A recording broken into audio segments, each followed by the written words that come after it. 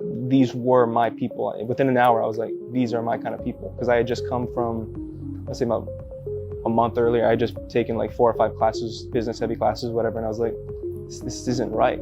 Then I walk on a set like, these are my people. So I'm incredibly lucky to have that. But that day was rehearsal and I had never done a rehearsal before. And for some reason, I decided to try to go 125% on my acting and rehearsal. There's people painting walls in the background and I'm trying to act all dramatic and everyone else is kind of just chill. And I'm like, what's going on? Why am I trying to do this? It feels weird.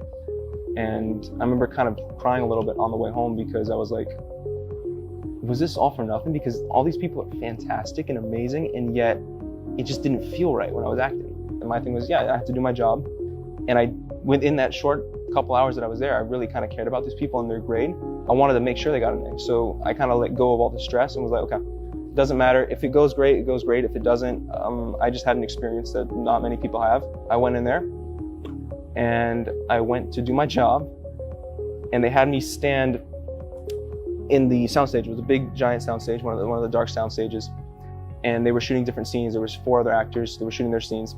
I came in that day and they had me like, oh, we're not gonna shoot your scenes yet. Like 15 minutes, go stand on the other side go stand over there. So I was standing in the soundstage on the corner, dark corner. There's like a couple furniture. I was just kind of sitting on one of the old couches. 15 minutes turned into 3 hours. And I'm sitting on the dark side of the soundstage in a corner by myself, pacing, trying to stay in character for 3 hours, just walking around. And then eventually they came back. It was like 7:15. I was like, oh, we're not shooting your scenes today. And I'm standing there in the soundstage, and not only are they not shooting my scenes, they went over and they said, why aren't you in the green room? And I was like, no one told me there was a green room. I had never seen a green room before. I was like, no one told me there was a green room. And they was like, come on, we'll go to the green room. Went to the green room, 5 minutes. They were like, okay, it didn't work out. We're gonna shoot it tomorrow. So they was like, can you come back tomorrow morning? I was like, yes, I can come back tomorrow morning. So I went in, we went in, stayed in character as much as possible, and shot the thing in 15 minutes.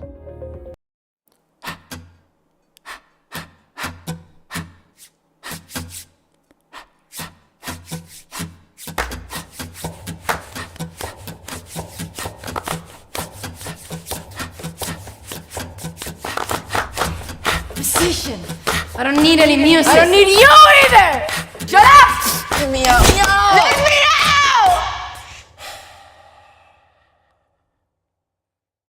Well, I'm involved in this movie, in this feature film, and it's called Love Trap. Super amazing film. Everybody involved is doing a wonderful job. From the director to the director/writers to the crew, everybody on the lovely crew, then to the cast. And just the entire setting in general, the environment is just so welcoming and everybody is so diverse. But we all come collective to help invest into this vision that the director and everybody has of their own, but we all come in and just make it to be beautiful. So I can't wait for y'all to see that. Yes, sir.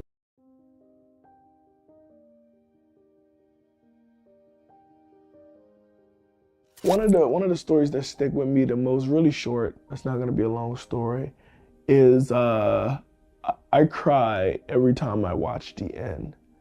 And it's like not a funny story, but it's like, bro, you know what's gonna happen, and it gets me every single time. I know I mentioned it earlier, but it gets me every time because not only am I proud of the movie, I'm proud that I was alive to make the movie.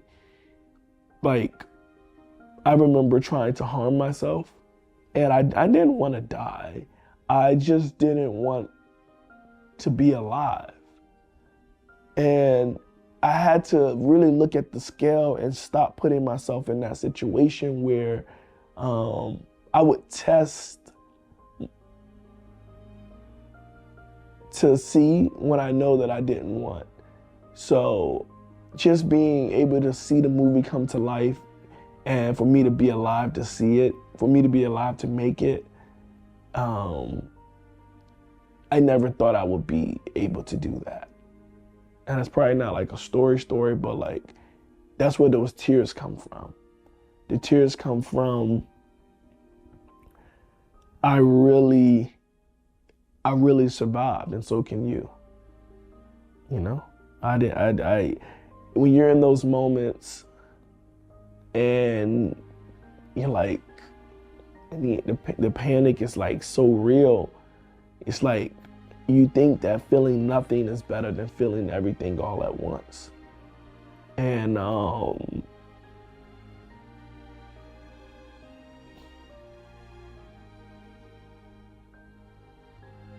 it's like it's okay. You know what I'm saying? It's really okay to feel it, you know? And sometimes the feelings get overwhelming and you don't want to feel it. And it's like, it's okay to have grief.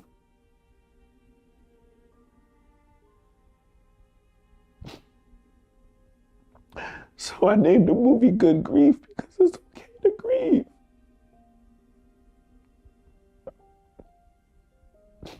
It's okay to hurt. It's okay to feel. It's okay to not be okay. Just having things to push you on to the next day, that's the secret. The secret is having techniques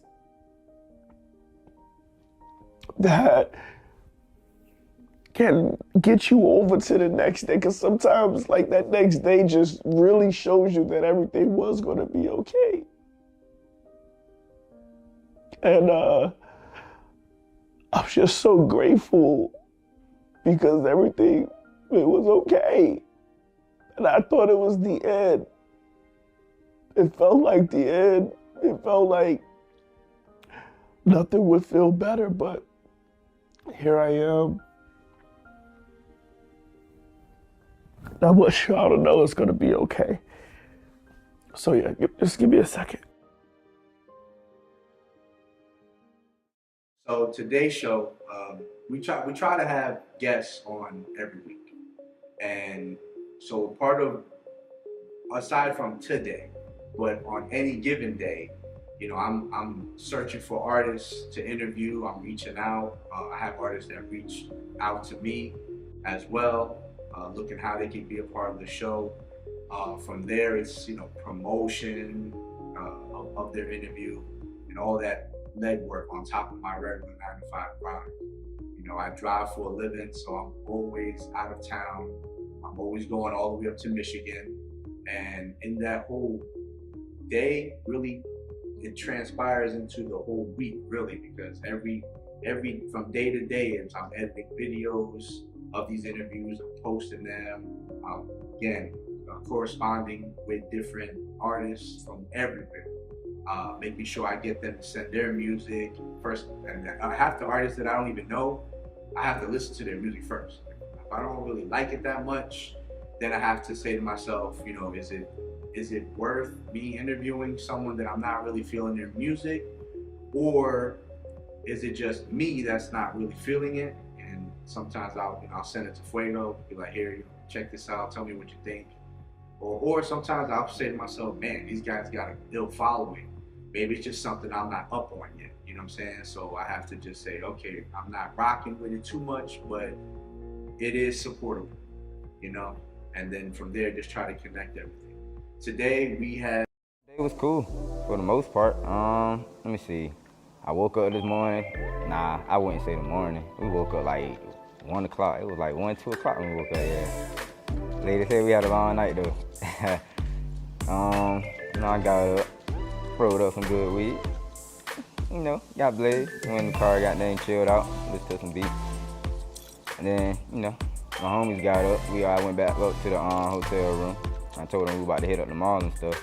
Go cop some fit, shoes, normal shit. My name is Emmanuel Simms, and you're watching Rising Filmmakers.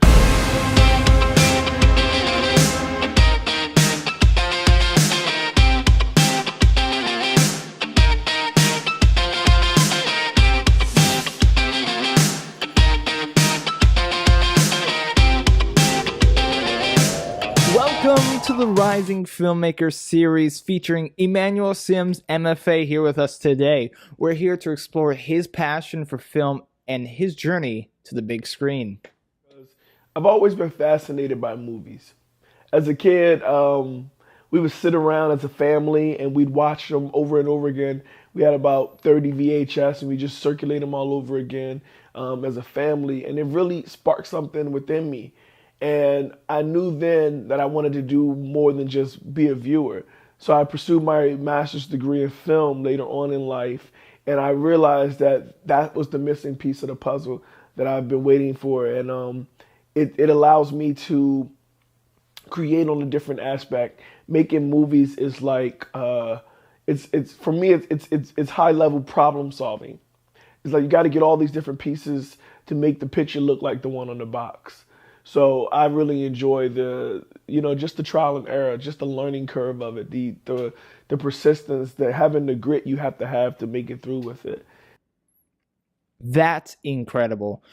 What has been your most rewarding experience as a filmmaker so far?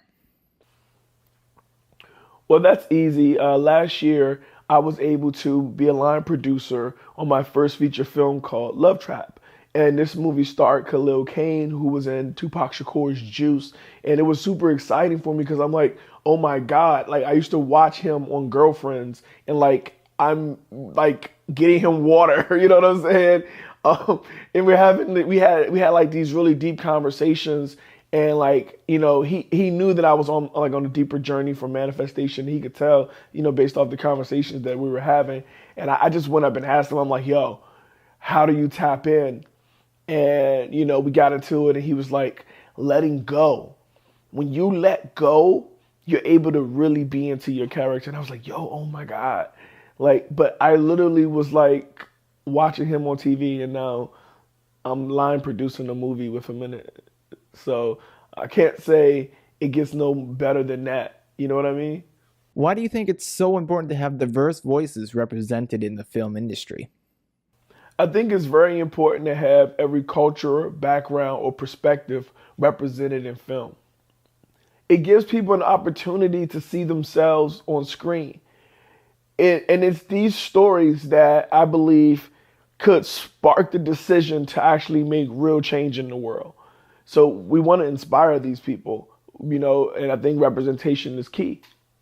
That is a great point. As you continue to make films, what message do you hope to spread? I want to inspire people with my films. I want to give them a sense of hope and optimism that if they really do try, that they can receive the outcome.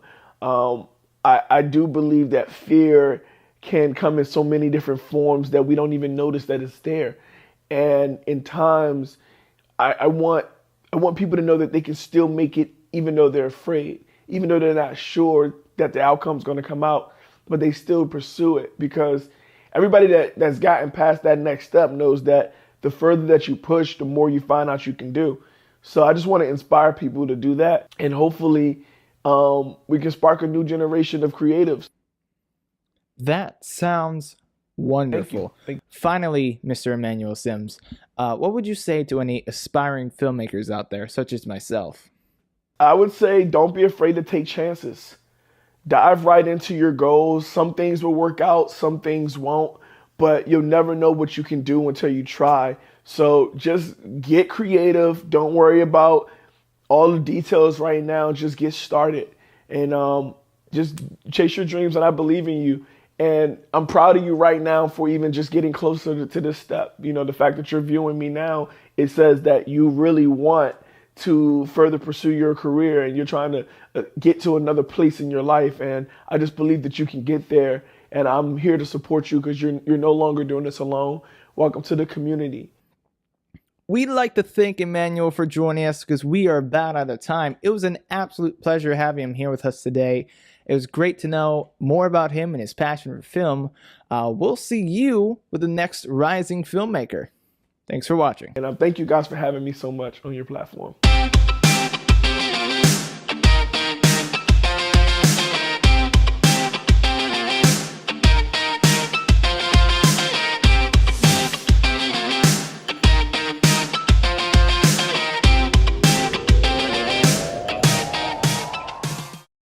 A masterclass by Willie Paul Womack Green on his song with LMA Philosophy called Riverside. And I picked up quite a lot of important information on stuff like compression ratios, and learning how to mix low end. I have a lot of low end frequencies in my music, and for me, picking up on any sauce or valuable information that has to do with making your low end sound as clean as possible, that's always valuable for me. You know, a lot of rap music today, a lot of trap music, house, all the music that has a lot of heavy low end is very moving in a certain direction, but we don't see the mixes growing in quality a lot of the time, and that's something I want to take in when I do my music as a trap, rap, and reggaeton producer. I got into work, and then I put my new pair of shoes, because technically you're not allowed to wear outside scrubs inside, so I put on my second scrubs, and then I put on my second different shoes, and then my second something to cover your hair. And then I went inside and I worked in decontam today. It was so fun.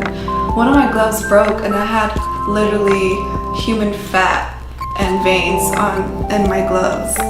So it was like all over and it just spilled out of this instrument. And I was like, okay, that was really fun. So I ungown, I scrub everything with hot water, put on another PPE on, and then I had a lot of eye trays, a lot of heart trays, and I was by myself in decontam because I'm always working solo, which was really fun.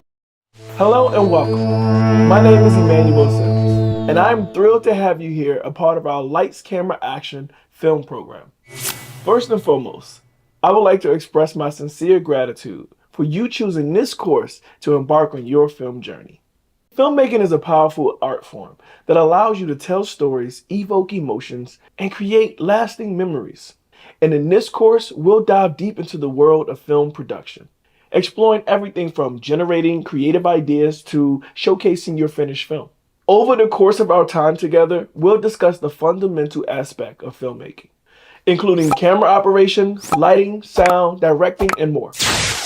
You'll gain practical knowledge and hands-on experiences that will allow you to bring your vision to life. I want to emphasize that this course is for any individual, all ages and background, who may have a passion for filmmaking.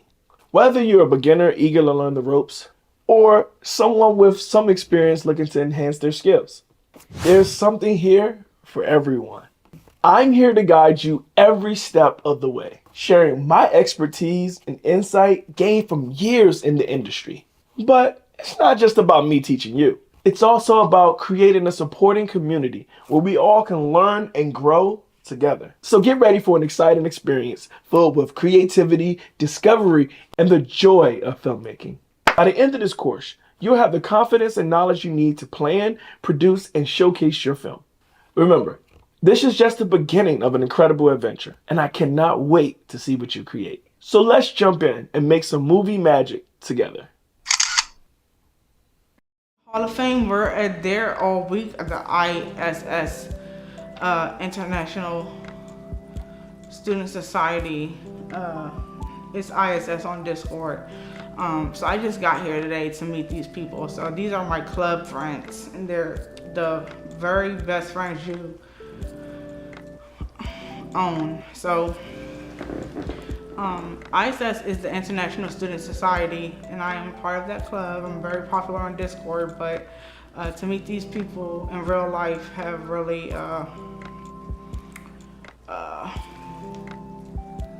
brought me a marvelous distance. It's like I'm a Rasta, I might grab some fish out the sea, but I'm a city boy, you know what I'm saying? I need Wi-Fi, you know what I mean?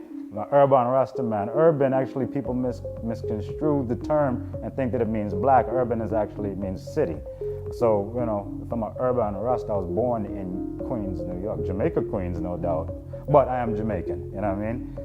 Spend time in Jamaica and in Jamaica, Queens, funny enough, growing up. You have an idea, a brilliant concept for a movie that has been brewing in your mind. You can see it on the big screen, captivating audiences, leaving a lasting impact. But what now? How do you turn that idea of yours into a reality, bringing it into a full-fledged film?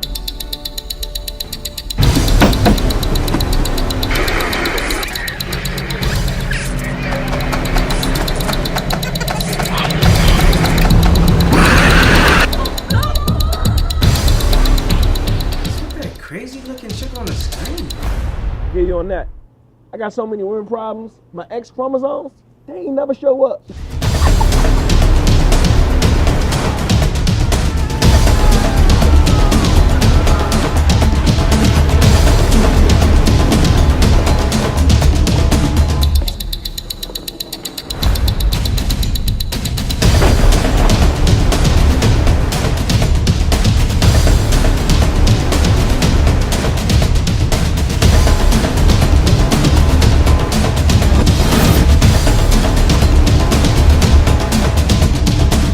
That's where we come in. We're a team of experienced producers who specialize in turning your ideas into reality. We take your vision and guide you every step of the way, from concept to the screen. And the best part, it won't cost you a dime to learn how we can turn your idea into a motion picture. Schedule your consultation today with our team of expert producers. We'll listen to your ideas, provide guidance on the entire movie-making process, and discuss how we can bring your vision to life. So don't let your movie get stuck living in your head. Take action now and schedule your free consultation with our team. My name is Emmanuel Simms, and I'm here to help you bring your movie to life into the big screen.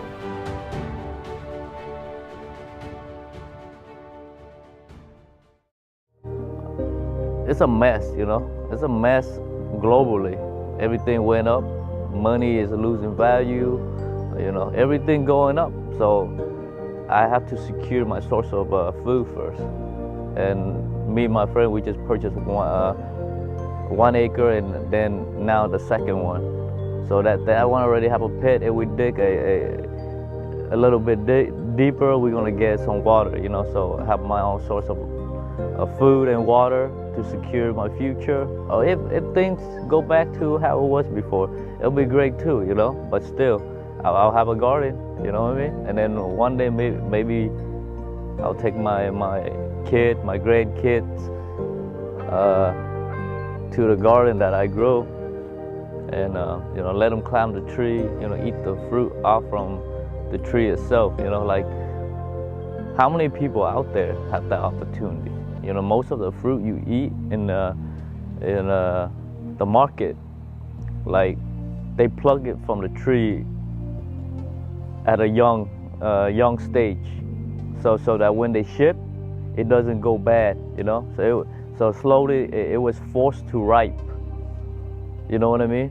So the quality of fruit and vegetables that you eat right now are all-time low. You know, we eat frozen meat. I mean, nothing wrong with that. It's just that we could have better, you know. A lot of my castmates was like 10 years younger than me, so seeing how their mindsets are during this time and seeing them go for something they really want to do, because I didn't do that at their age, and like they're doing it with the right mindset and stuff like that. It just inspires me more. Like, yeah. Although I'm at my age, I still can do it and I'm still going to do it. But yeah, so we got to set and I kind of chilled out in Holden a little bit with some of the extras and got to meet them. They were really cool. One of them actually bought one of my books this morning. Yeah, and I was like, oh my God. Now I got to see him again so I can sign it.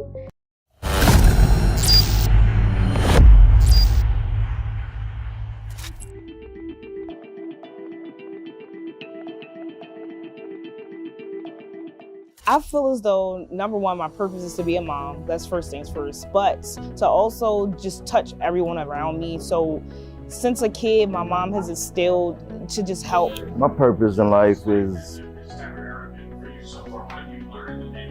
I just add towards kingdom building. So I make people happy. Like, so that being said, it just makes it easy. I get up every morning and do what I do, and you know, people are happy. You know, I don't really get complaints, and you know, people are happy. No, I've been a Christian all my life, and grew up knowing that only what you do for Christ will last. I've helped friends come from Florida and brought them into my place. I've helped people build their businesses and brands and help style their brands and shoot their brands, photography and things like that. So I feel as though my purpose is to put my hand in each pie and kind of help everybody go along.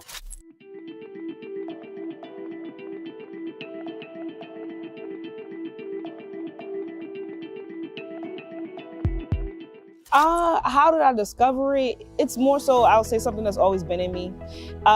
Elementary school, I'm the kid that you could go to ask for $1 or $2, or I'm that friend that if I'm going to get a slice of pizza, you're getting a slice of pizza too. So it's just always been me, genuinely.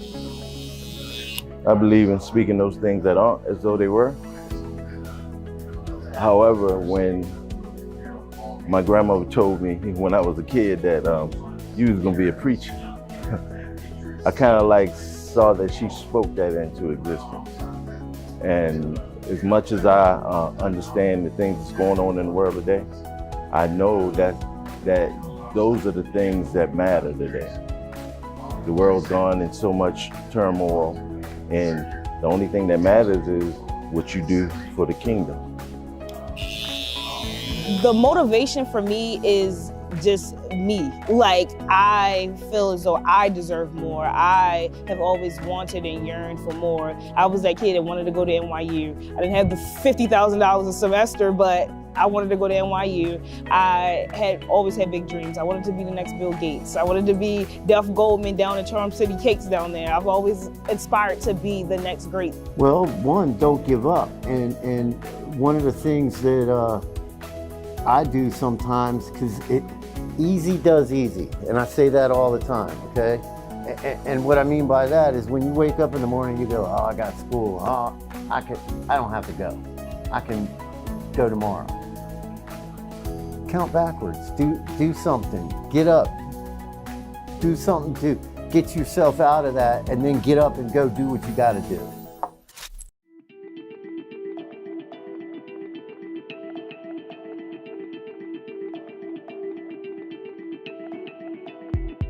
Absolutely. Yeah, absolutely. I think one of the biggest ones that I had to overcome was myself. I'm my own worst critic. And,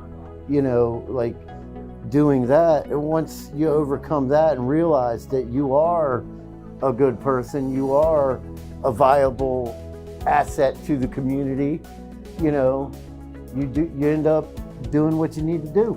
So I'll say this is something that I'm currently overcoming, which is depression.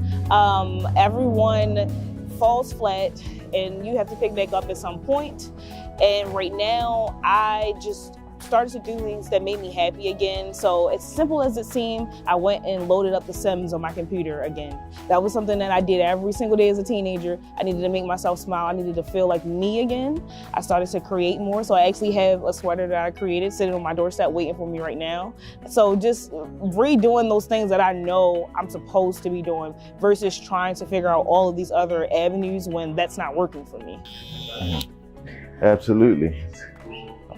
You don't know my history, but ironically, I've been through so many challenges. I spent over 15 years in prison, came home and made a conscious decision that I was gonna walk, in the right way today. And ever since then, I've been blessed. I've been living the abundant life.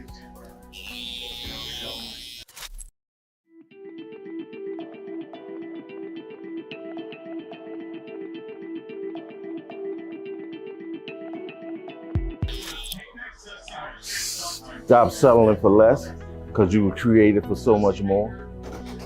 Those things that easily beset us are the very things that keep us from moving forward. And while we're so oblivious to why we're here in the first place, chance happened to us all.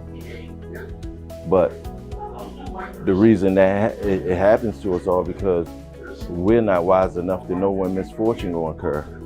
So we're living a life and we're chasing dreams that's temporary. But if you're chasing a dream that's eternal, because there's a higher place and you were created for more for a purpose. A purpose-driven life have you reaching for things more than what's tangible, but supernatural things.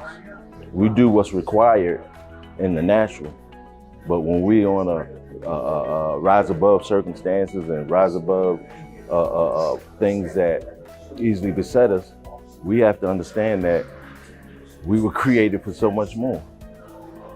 And that's my mindset going forward. Regardless of where when I fall or when I get back up, because it's never about the fall, it's about the getting up. Because the just man falleth 7 times, but what makes him just is that he got sense enough to realize he can get back up and get back in line. This is for all of the smart kids in this world. Just because you know it doesn't mean you don't have to do it. That's where I went wrong. Every answer on the notebook, I knew it. Every answer on the test, I knew it, but because it wasn't challenging for me, because I didn't feel like I had to do it, I didn't do it. And that hindered my grades, of course. So you can go to your teacher and say, oh, can I make this up? But why didn't you just do it when you had the opportunity to? That's genuinely, just do it. Like, take every opportunity that you are given, because if you don't, you're gonna find yourself wishing, and wishing will not get you anything. Take the opportunities. I'm Jada. My name's Dave Cutler. My name is James Cusack, and that is my why. And that is my why. That's my why. You can find me on all social media platforms at How Dope Is Jigga. I gotta get my grandma put her on soapbox a little bit, because she lived a beautiful life. 9 siblings, 5 children. She was Mary Kay elitist. I mean, that was she could sell Mary Kay to a man, overweight, middle-aged man. She would sell him Mary Kay. Like, she was that good. She just walked, her line was, oh, your skin looks so nice, what do you use? Bam, you're in there. As soon as you talk to her, it's a wrap. You're buying a whole package set. She even got the car and everything. You like the pink Cadillac? My grandmother got the pink Cadillac. She ended up not doing the Cadillac, she ended up doing a Grand Am, a red Grand Am instead of the pink Cadillac, but she still got a car from Mary Kay because she was that good. She was that top tier right there. So you don't think it's much, but she really, for being a woman from a different country, she's Jamaican, my family's Jamaican, that's my heritage, coming from Jamaica, being brought up by the Kennedys, which is actually interesting. She got up on the work program from the Kennedys. John F. JFK had been shot already by that point, but the family still needed the help or whatever, so they brought her up to assist. She helped with the kids and things like that for a little bit on the work program. Next thing you know, she's in New York, and because socialization is a big thing. Remember to socialize. Remember to teach your kids to socialize. The antisocial thing is cute, but it's not going to help anyone in the long run. Teach them to be social in just about every environment, because she was able to socialize. Like I said, a little woman coming from Jamaica, a little immigrant woman, the way she was able to get a house, one of the first houses in Queens as a black immigrant. There was no black, it was all Jewish owned. So she had the first little corner house in Queens, had the best yard and everything, and she got it first. Well, they really overcharged her just because she didn't know better. They really charged her too much money. But she still paid less than, of course, what it is now. But, and this goes on to choosing your partner now. So her life just kind of exemplifies like step by step of what to do and what was done right and what was done well, but also what not to do. So when you're picking your partner, be very particular. I mean, very particular. Like, let's get specific. Not just in the, I need 6'6", 6 figures, 6 feet, 6 pack, right? The 666 rule. No, you need to have it be more genuine. Does he speak to you kindly? Does he rub your feet after a long day? Is he thoughtful? Does he remember small things, little things that you love, little things that you enjoy? So find someone does he help you grow? Like, is he an asset to your life instead of a liability? Make him be an asset, make her be an asset to your life. Help them, your life is already okay. Let them come in and just improve that life. They just build, you guys just work a partnership and you just build together and grow together in a beautiful way, come together. So my grandmother was one to grow. She had a house in Queens, she had a house in Long Island, and so she wanted to get more property. She was all about having property. She knew that was important. Having houses was important. But the men she was with weren't thinking about it like that. They were okay with, just being, just existing. They didn't necessarily need more. They weren't ambitious like she was. So that cost her. It stopped her from doing a lot of things and kind of getting to that next level in her life that she wanted to get to, that she's working so hard for. So just be mindful of who you're with. And so now, and now she's in her elderly age. Now she's in a nursing home with, like I said, she has her family that still loves her, but, she doesn't have her houses anymore. She doesn't have her car anymore. She doesn't have, so all that's gone. And like I said, it's New York now. So her house that was in Queens, that was, I think, $60,000 at the time when she bought it, is now probably what, $2 million easily, like without even blinking, in New York. And it had an attic and a basement, so she could have rented out both things. She could have had like 6 bedrooms to rent out. She rented out the bottom one. But yeah, it's just being mindful of these things. So when you get these things and pass these things on to your children, teach them how to use it appropriately, educate them on it, so they know and they can use it responsibly and it continue to grow and work for them. Land is critical. Houses are nice, property is nice, but land, that's what we're missing. The land, the property is not ours. The property we never really own, because they can say, we need to totally demolish your property, we'll pay you something, because the land is ours. We own the land underneath your property. And that's what's happening. That happens a few times in a few different states. So just be mindful of that. Like, you don't own the land, you own the property. And that means nothing, because they could just demolish it and they own the land. And legally they can, because it's their land. You're on their land.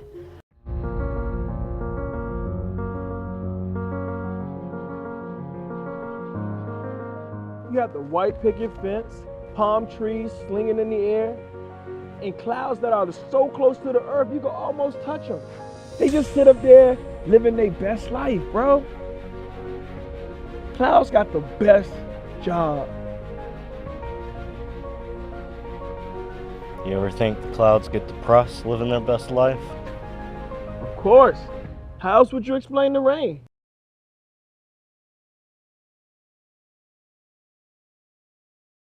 Well, congratulations, Tanisha. Thank you. This is an epic movement for not just teens, but women everywhere. Everywhere. First, we want to say welcome to That's Me Faith.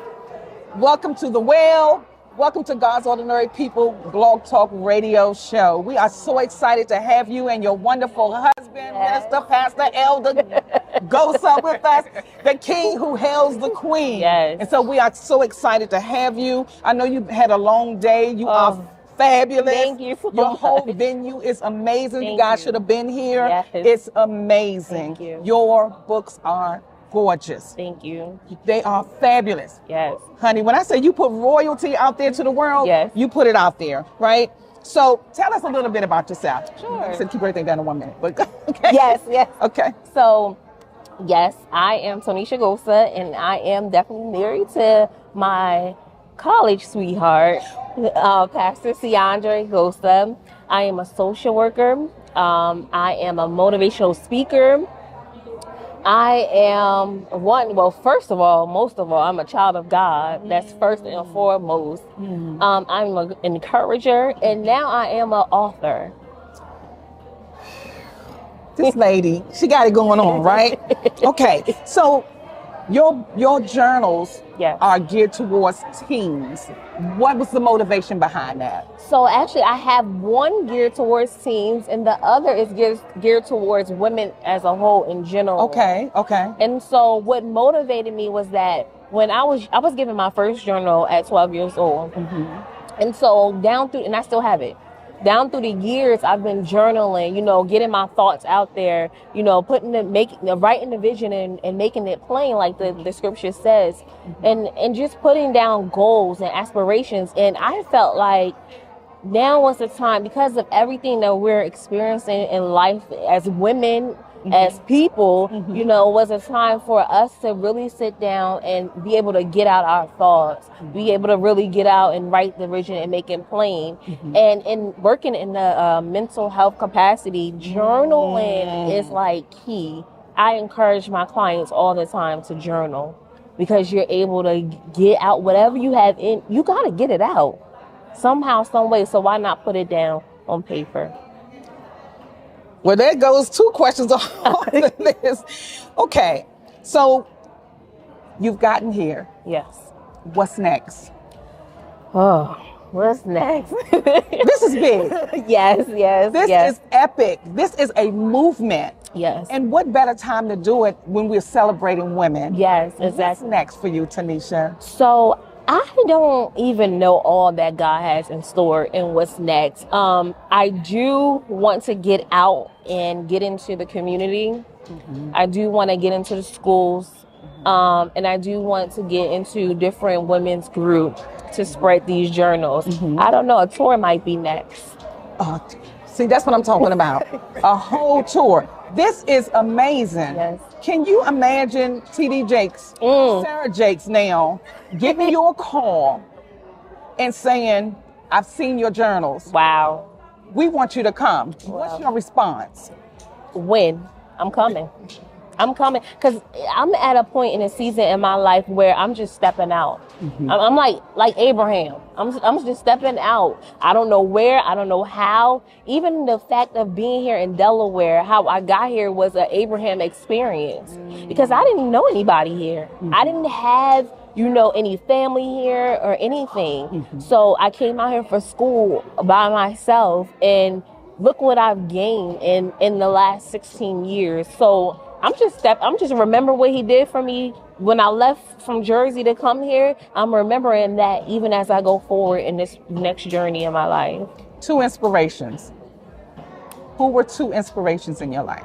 2 inspirations. One is definitely my husband. My husband, hands down, we're young. You're a young couple, and my husband has been there for me. Whatever it is that I envision or want to do, he is wholeheartedly there for me, encouraging me, pushing me. He always tells me, if God is in it, then go forth and be great. My God. And then the other inspiration is on yesterday, we funeralized our great-grandmother, my husband's great-grandmother and my great-grandmother-in-law.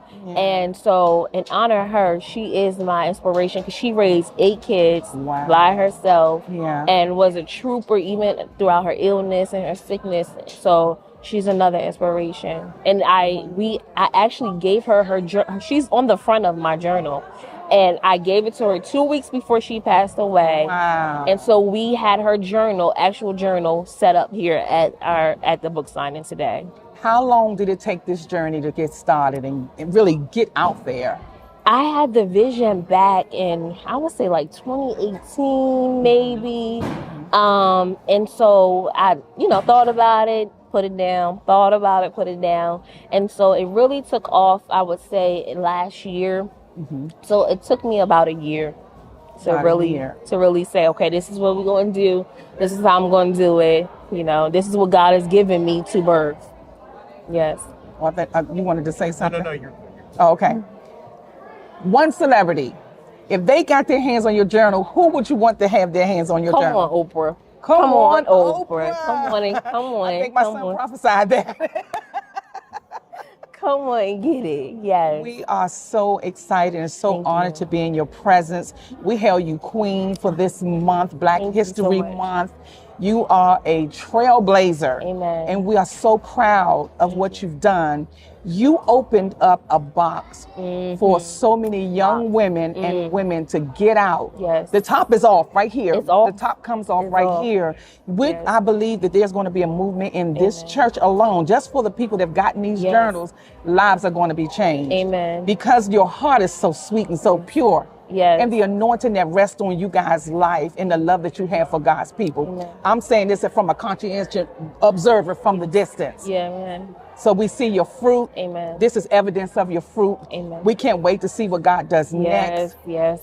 Did you want to say anything to our listeners before we close? I would encourage your listeners to get out there and, like Nike said, just do it. Whatever your dreams are, whatever your goals are, go after it. You don't have to have everything all together.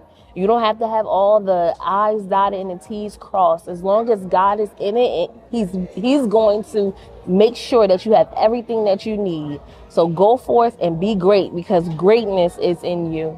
And is there any contact information that you want the listeners to know where they can reach you? Absolutely. So I have Facebook, and you can find me at Tonisha Gosa on Facebook.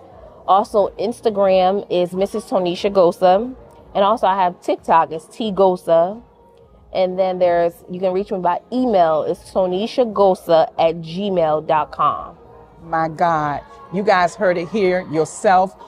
Women's Month, we're celebrating this beautiful woman of God, her king sitting next to her. We honor you to the highest of highs. May the Lord continue to bless your ministry. May He catapult you. Yes. Oprah, we looking for, we coming for you. Yes. She get these in your hand, get these in your book club. Yes. Because we coming for you, Yes. Oprah. God bless you. Thank and you so thank much you for the again. opportunity. Thank you. Yes, thank you. Thank you, Minister Pastor Elder. We appreciate y'all. May God continue to bless you. Thank you. And continue to drag and pull and take y'all to the lowest of lows. People that don't know God. Yes. Get their hands on these journals. Yes. Well, we're going to help you make sure they get them. Especially the people in the hood. Yes. Because we from the hood. Yes. So I come to you from That's Me Faith, from God's Ordinary People Outreach Ministries, also from At the Well Blog Talk Radio Show. Thank you, thank you. Thank you. Thank you God so bless you. Hello and welcome to A Conversation with Emmanuel Simms, where we dive deep into film, mental health, and community activism. I am Emmanuel Simms. I am a director, a producer, and the founder of In Vivo Exposure, a production company that focuses on mental health in Black and Indigenous communities through film and television. Throughout this series, we'll be discussing intersections of mental health and the arts, exploring the power of storytelling to heal and inspire, and examining the ways of which we can use our platforms to affect positive change in our communities. As a mental health advocate and a creative, I believe that we all have the power to change the world around us. Through my work through film and television, I plan to shed light on the issues that we have in our communities and hope to inspire social justice and equality for all. So join me on this journey as we explore the power of storytelling to transform lives and make a difference in the world. Together, we can create a brighter and more inclusive future for us all.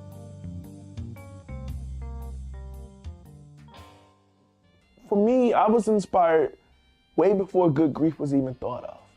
So I started doing a master's program at the University of the District of Columbia. It was a dual master's in mental health and clinical rehabilitation counseling. And during that time, I think I've sought out the most mental health help that I could ever get, because during the program, it's very important for counselors to go to counseling.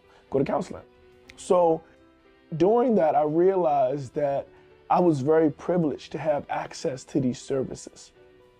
I realized that not everybody's gonna go to counseling. Not everybody's gonna, seek services. And when they do, sometimes it's already really, really bad, or to the point where, medication and things like that can come into effect. And what I realized, it's just like a tooth, a rotten tooth. If you leave it too long, it can shut down your nerve systems. It can ruin your brain. It can do all types of different things like that. So it's the same with mental health. And I realized that if we were to treat things a lot sooner in our community by at least educating and teaching little techniques to us, to our people, that we will be able to actually prevent a lot of the extreme cases. And I say that because just me being aware that anxiety was real, I was able to go back to all of the times that I had a panic attack and said, oh yeah, I know why this was caused. I know what I could have did differently then, but I didn't have those tools now. So in Good Grief, I teach a grounding exercise. I went to film school after going to school for counseling. I said, okay, I'm not going to an office. I need to be able to teach in another different type of way. And I can tell stories visually. I wanted to be visual. So went to film school, Full Sail. And during spring break, I said, it was like an itch that I had to scratch. I just needed to get this movie done. And I kind of felt like I portrayed the idea by making my thesis into a sci-fi film. And we'll talk about that later, the surprisingly interactive audiobook. It's a sci-fi, it's the same as Good Grief, except it's a sci-fi. Same story, different genre. And I didn't really get the message across in that movie. Like the whole first screening was like, it was like weird because my friends and classmates and colleagues and teachers were there, but it was like dead silence, and I realized that the message wasn't clear. So I rushed to get Good Grief done in 2021 because I felt like I had to justify myself as an artist, because I felt like I sold out for the VFX, you know what I mean? And I didn't really stick to my mission of teaching this grounding exercise. But I got lucky because during spring break, I was able to shoot this movie with some friends. We had a skeleton crew, literally whoever was available in Florida from film school, and we got together and we shot this movie. And it was important to tell this story because I wanted people to know how to do the grounding exercise. I wanted to teach how to bring ourselves back into the present moment. I wanted to educate what ruminating was. Watch this clip here. But for real, you should try grounding. You ever do that before? Thought about. Simple, man. It's where you use your 5 senses to bring yourself back into reality. A lot of times we get lost in our head, and let me tell you this, ruminating thoughts hurt like hell. Nah, man, you know black people don't be messing around with that meditation stuff. It's not meditation. It's grounding. You don't even gotta close your eyes. If you don't trust me, at least trust yourself. So like I mentioned, I felt like I kind of sold out when it came to the surprisingly interactive audiobook. Although it was supposed to have the same sentiment, I didn't include the grounding exercise, which it was like, okay, it wasn't there. So when it came to Good Grief, which was the original story, before the surprisingly interactive audiobook came up, Good Grief was the original story, and the audiobook was originally in Good Grief. So in the original story, Omri would come home and he would be depressed, and he would throw his bag on the table, which would alert the audiobook. When the audiobook was to come on, then Demi would show up, which was the character that I played in the original. And once he showed up, he would guide him by just being there. Now, in this new remaster, you hear the intro of Mindful Manny, Emmanuel Simms, you know, myself giving that audiobook introduction. You're listening to the audiobook, find yourself in a comfortable position. And in the first movie, we didn't kind of give that. It just showed him going through the ups and downs, the trauma of not having quality health insurance, which was giving him people who didn't really care or just looked at him as a number, rather than trying to, you know, be empathetic. They're like, hey, you know, we'll get some more out the cage next week. And he's like, you know, just he's already going through it, and it's like the people that's supposed to be helping him aren't helping. So it's like, I'm at the end, you know what I mean? And this is the true story based off my life. I was listening to audiobooks that saved my life. Shout out to Audible, let's do something. Because I was listening to audiobooks, and that's what was helping me dig my mind out of the rut. That on top of all the mental health learnings that I had, you know, 63 credits in a master's program, that I lost my mind at the end. I was seeking services. So when I say getting back into myself, getting back into my life, finding myself again, I really got to express how powerful the audiobooks was, but I kind of brought that vision back to life. That's what I wanted. And it's crazy how it worked out, because I have an Audible with my different books that are available on Amazon under Emmanuel Simms. You can get audio books there. But I also have a mindful meditation that you can listen to on Spotify and iTunes. Yeah, just look up Mindful Manny's Mindful Meditation, and you can find that on Audible and Spotify. I'll put a link right here. So I use a little bit of that as, you know, sync my own stuff, of course. And I have the audio book there. And there's this one part at the end of the movie, like, and I know it's my movie, but it gets me every time. I get to crying, I get the tears, because I can relate, right? I can relate to being, I can relate to Omri. And it was that moment when I knew I was enough, that I knew everything was gonna be okay. And I just wanted to tell a story that just showed how a man on the edge can overcome, you know, even if he just used the tools that he has. And also, like I said, in the movie, I'm giving out the tools of grounding. So that's still there, but I really just wanted to add that audio book piece, that missing piece that I felt real guilty for not putting it in there.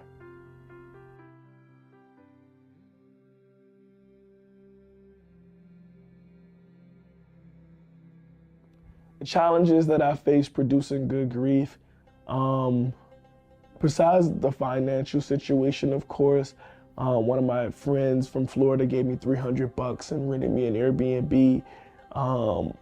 Besides all the students that were in film school at the time were on spring break, I had about 7, 8 amazing people come and help me bring the movie to life. My roommate played as Omri, I'm sorry, John Blanks. We're roommates, and he lived across the hall. We fought daily sometimes, but we worked it out, and, you know, we became friends, and we not like fought like physical, we roommate battle, like, you know, wash the dishes, like stuff like that. But, you know, he helped me bring my vision to life, and it meant so much to me. Taylor, she helped me just get organized. It was just having my friends there made the lack thereof better. Connor McDaniel was my first AD, Tiffany, Juliet, Maisha, I really appreciated her. She was so supportive. Like, just having a team bring the dream together, it's like, no matter what the hurdles were, I wanted to rush it to have it ready for a premiere at the Enzium, and it didn't even get screened. So I did I was like, I have impulse issues sometimes, and I'm working on it, but it's like I want to get things done when I want to get them done. And sometimes it's like, slow down and like take your time, and you can provide quality. And that's what I wanted to do with this director's cut. I wanted to really not just settle for completion, but get my complete vision across. So yes, in Vivo Exposure, we're focused on helping artists heal, helping the community heal by teaching them to critically think. That's our mission. We want to assist our community heal by teaching them how to critically think, by educating them on giving them these tools, basically breaking down mental health into conversational pieces so that everybody can benefit from it. So we create social media content in the form of TikToks, dance videos that are uplifting and motivating, and just inspiring people to be themselves and go all out and be them. We have a Triggered series that we're working on and we're raising money for. So if you're interested in becoming an executive producer, we have, and it's just for this year. Next year, the price is going to multiply by 10, but you can get in now at $1,000 as an executive producer. Make that donation as soon as you can. Link in bio. You can make a $500 donation for associate producer. You can make a $250 donation for assistant producer. And if you're not ready to make those big donations yet, you can become a special thanks donor, and that's $50. So what we're doing is we're raising monies to shoot these projects. We have a lot of the equipment already, so it's not gonna cost us too much to get things done. And we have a very, very creative producer, myself. And yes, I know how to budget well. I don't budget to make money. I budget to put money in the film. And I know you're like, well, why is the movie gonna miss? My mission is to assist my community heal by teaching them to critically think. So if you can get with the mission and you can get with what I'm trying to do, let's work together. Let's help me help the community. I just know simple as that. Like, some projects will make money, but majority of them is just educational content so that we can heal our community. And I think it's well needed, and I need your help because I can't do it without you.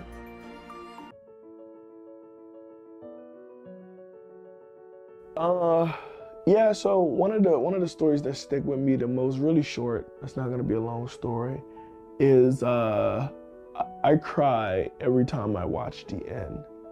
And it's like not a funny story, but it's like, bro, you know what's gonna happen, and it gets me every single time. I know I mentioned it earlier, but it gets me every time because not only am I proud of the movie, I'm proud that I was alive to make the movie. Like, I remember trying to harm myself, and I didn't want to die. I just didn't want to be alive. And I had to really look at the scale and stop putting myself in that situation where I would test to see when I know that I didn't want. So just being able to see the movie come to life, and for me to be alive to see it, for me to be alive to make it, I never thought I would be able to do that. And it's probably not like a story, but like, that's where those tears come from. The tears come from, I really survived, and so can you. You know, when you're in those moments and you're like, I mean, the panic is like so real. It's like you think that feeling nothing is better than feeling everything all at once. And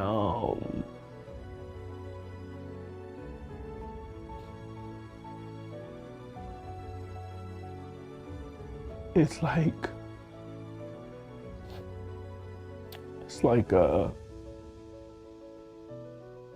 okay. You know what I'm saying? It's really okay to feel it, you know? And sometimes the feelings get overwhelming and you don't want to feel it. And it's like, it's okay to have grief.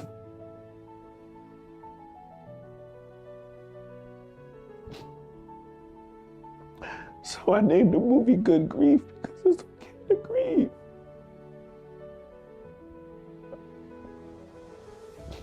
It's okay to hurt. It's okay to feel. It's okay to not be okay. Just having things to push you on to the next day, that's the secret. The secret is having techniques that can get you over to the next day, because sometimes like that next day just really shows you that everything was going to be okay. And I'm just so grateful because everything, it was okay. And I thought it was the end. It felt like the end. It felt like nothing would feel better, but here I am. I want y'all to know it's gonna be okay. So yeah, just give me a second.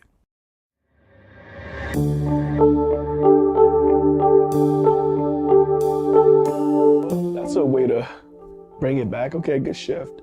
Whoever's producing this is doing a really good job. I'd have to say that when I got to live in China, I really learned about innovation. When there's limits, there's innovation. And I think that's very powerful because in the film, there's always limits, but then, right, there's innovation, right? So when I was in China, I learned that there was a limit on cars. So one of the innovative things that I noticed that people would put motors on their shopping carts so that they can still get around and things like that.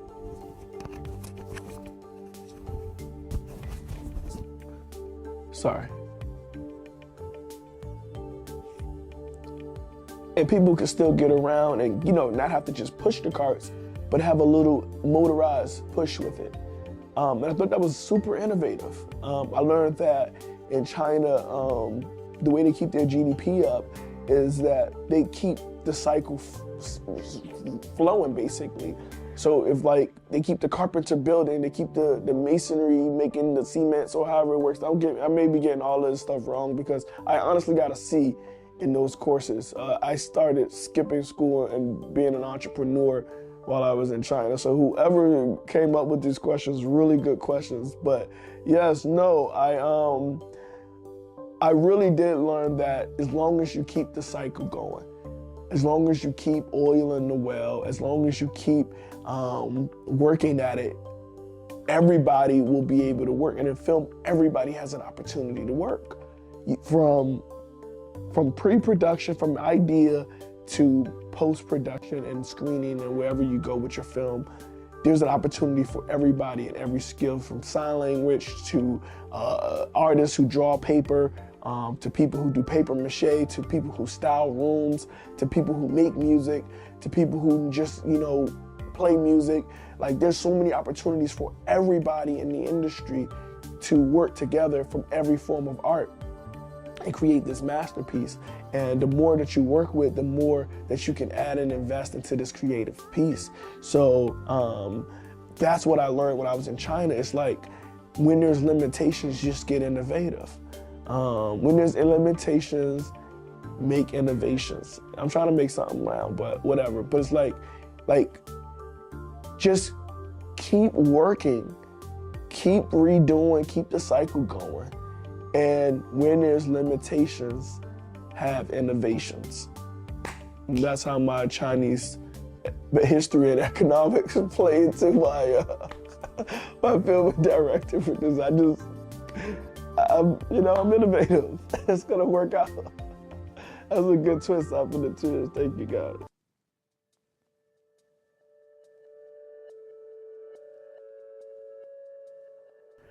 There's a couple of trigger warnings, right? There's the whole Hinton Daily. There's dark humor. I wouldn't say that it appeals to a wide audience. Totally niche. People who've been through stuff. Some people find humor in healing. One of their techniques in counseling is humor. It's not like a technique, but it's like a skill that you can add in a session to make the session go well. It's like you don't got beating a stick up the butt. You can actually laugh and joke with your clients, and y'all can build rapport and help them get through what they're going through. So there's a lot of dark humor. There's a lot of edgy humor. I wouldn't say that I made it relatable to all audiences, but if you've ever been through something and you've ever been on that edge, I made it for you. And it's gonna be okay. And I love you. So when I first released it, I did get a lot of good feedback. Now there was a lot of, from my film students and film people, there was a lot of, hey man, you could've did this a little bit better. I'm like, yeah, it's a good movie, yeah, it could be done better, but how do I make it better? And I needed money. So thank you guys to all my donors. First of all, I want to say thank you to all my executive producers. Thank you to all my associate producers. Thank you to all my assistant producers. Thank you to all my special thanks guys. Thank you guys for sending your cash apps, Zelle, Venmos. Thank you everybody who donated to this slate through GoFundMe or bought popcorn. Whatever you guys have done, thank you, thank you, thank you, thank you. Because I am not one of these people who are taking your money and putting it elsewhere. I am putting it straight into the films. And it means a lot to me to have your support, because now I can take the films to the level that I really wanted to take them. I don't have to settle with what I could do on my own. I'm a father, I have children, and it's hard. And I appreciate you guys for making it less hard. I'm doing the Bowfinger approach, $21.84, about $2,000 in each movie. and we're trying to put them out, and you guys have been a great help. Thank you so much for taking the time to invest in our community. We really appreciate it. And to the Dripster community who are on our text blast, I love you guys so much. And if you haven't joined our community and you'd like to get on the text blast, just text me now, 240-607-5258. Now, if you want to become a donor, you can text movies to that same number, 240-607-5258. And then you'll get the links to all the opportunities to become a donor. But I just couldn't do it without you guys. And when people say that they really enjoyed it, and my aunt, my sales manager, my aunt, she's been calling. You guys probably heard from her, Aunt Gwen, aka Miss Gwen. She said she was going through some things when she watched it, but it helped her come to light. And it's like she tell me that every time we talk. I'm like, what is she saying? And she's giving me that feedback. She's saying that it did work, and that's proof. And that's the conversations that are being had, is that just give it a shot, and maybe something in you could be also lit. Absolutely. So after the 2023 Eudaimonia film slate is released, I am teaming up with Brandon T. Jackson as the Vice President of Development at KOE Studios. That's Kingdom Over Everything Studios. We have a release coming out called Trap City, where we star Young Jeezy and Clifton Powell, and I'm super excited about that movie.